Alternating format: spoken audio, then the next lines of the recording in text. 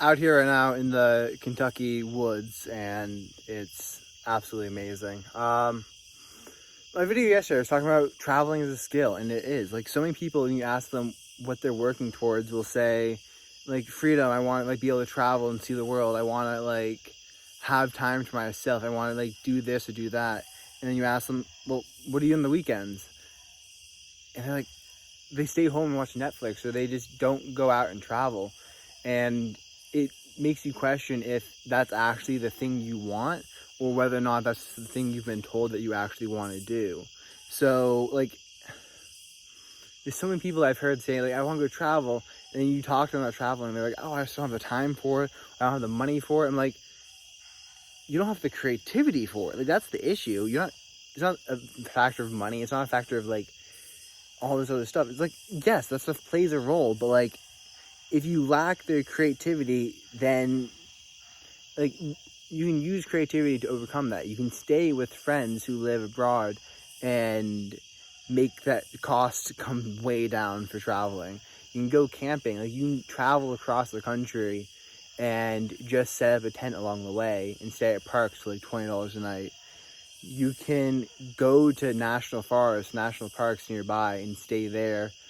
You can, like, within a one-day drive, there's so much of the country that you can actually see if you're willing just to pack up and go for it. Anyways, for today, I'm not going too in-depth with any specific topic, but I've been doing a lot of what I call Wim Hof breathing, or just conscious breathing, and it's made me realize, like, how much we actually go unconscious to our own breath. And by using breath as a measure of consciousness, I can tell when I'm breathing through my belly and when I'm aware of it versus when I let that go and I also start, like, taking really shallow breaths. And it's just, like, by focusing on your breath, it's amazing how aware of your own thoughts you can become, or aware of what you're doing and appreciate it more. It's kind of like becoming aware of when you're eating, like conscious eating, or I really just had one on my mind. Conscious breathing. Drawing blank there. But here's I made a couple of videos a while back about swearing and talking about how I would try not to swear, and I use that as a way to help me become more conscious of myself, because whenever I caught myself swearing, I would realize I was operating unconsciously on my old habits.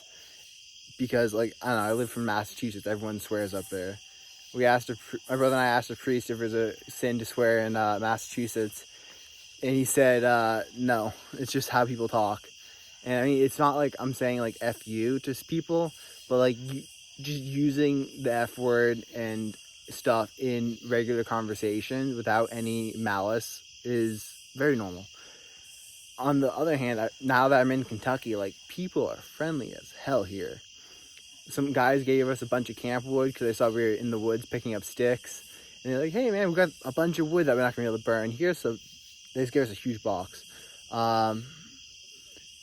We just met and had a lot of conversations with a ton of people. And the Southern hospitality is really refreshing, especially coming from New England. So go out, travel, breathe consciously. Breathing consciously is absolutely huge. And I try to do it while I'm listening to audiobooks. I try to do it whenever I catch myself not doing it. But by doing it that way, you realize how often you go with these short chest breaths where you're just like, instead of a nice belly breath. And the difference is really significant in terms of the amount of oxygen that you're actually giving to your brain. But give it a try. I'm going to come up with some videos talking about Wim Hof breathing, so more to come.